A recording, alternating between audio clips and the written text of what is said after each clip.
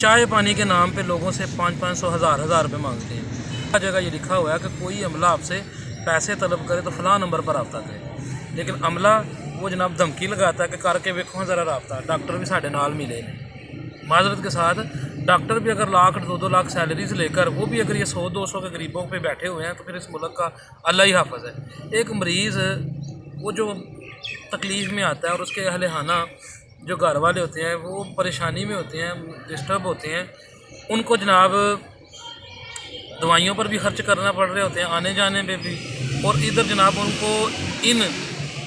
के रहम करम पर छोड़ दिया जाता है। ये जो वर्कर होते हैं फिर जनाब बार बार धमकी लगाई जाती है, जी औरतें उन्होंने रखी हैं भारी भरकम से, हम सिक्योरिटी को बुला लेंगे, डंडे मारेंगे, ये करेंगे, और जो पैसे दे दे उसका दोबारा नहीं आ रहे, अब जो ना दे उसको बार बार ज़बरदस्ती चलो बाहर, मरीज़ को छोड़ दो, 1 या 2 भी साथ रहने नहीं देना, चलो बाहर चलो बाहर। तो मेरी गुजारिश है तमाम